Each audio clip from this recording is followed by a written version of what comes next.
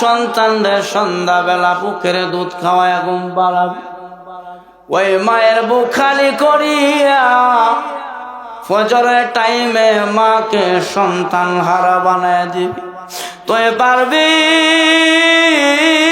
রে 40 বছর পরে সন্তান পাওয়া বাবাকে সন্তান হারা বানাইয়া ওই বাবার কুল খালি করে দিতে।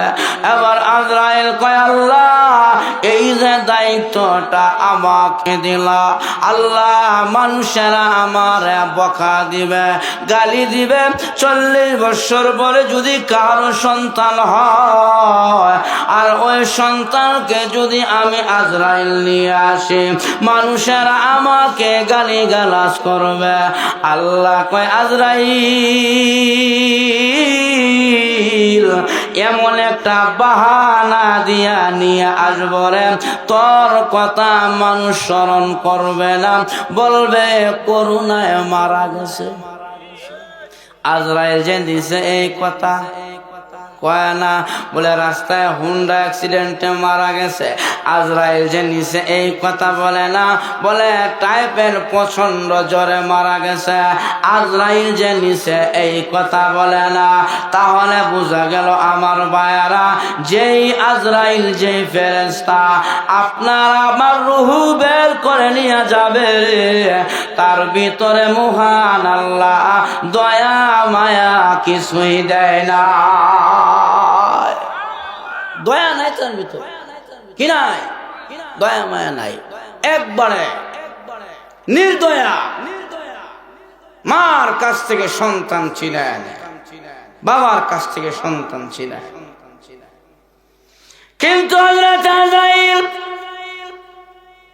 পৃথিবী থেকে 2টা জান নেওয়ার সময়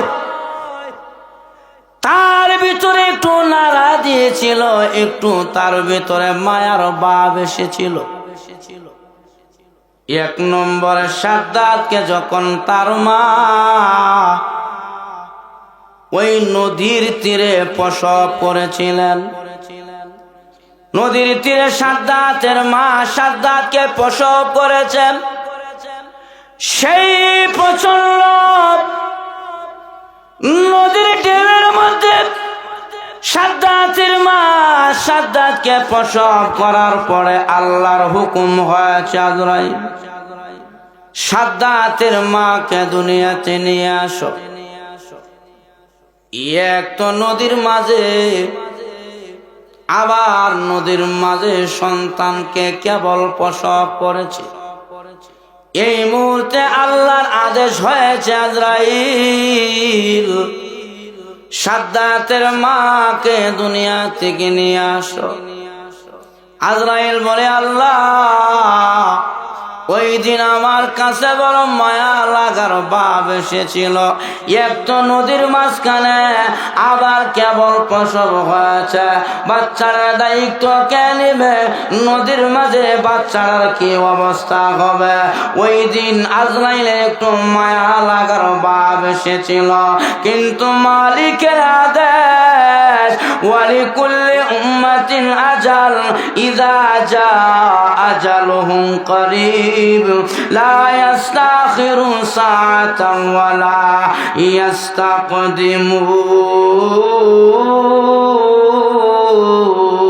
ইস্তাকদিমুন। আল্লাহ বলেন আজরাইল আমি আল্লাহর মৃত্যুর আজল চলে গেছে, আর 1 সেকেন্ডের সময় সামনে বাড়ানো যাবে না, 1টা সেকেন্ড পিছনে নেওয়া যাবে না। ওই টাইমে তার জান কবজ করতে হবে। মালিকের আদেশ হয়েছে। ওইভাবে সাদ্দাতের মাকে মাঝ নদী থেকে উঠায় নিলেন। বাচ্চাটাকে মহান আল্লাহ নদীর ঢেউয়ের সাহায্যে নদীর কিনারায় পৌঁছায় দিয়েছি।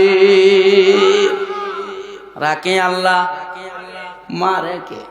আল্লাহ যদি বাঁচাইতে চায় পৃথিবীর কেউ মারতে। কত চেষ্টা করেছে নমরুদ,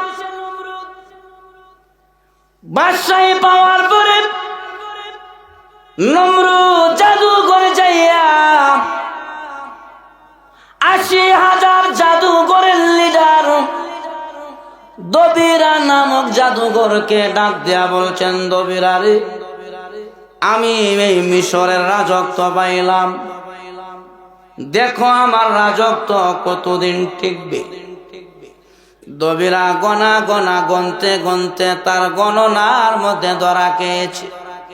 এরে ফেরাউন, রাজত্ব পাইলা, বেশি দিন টিকবে না।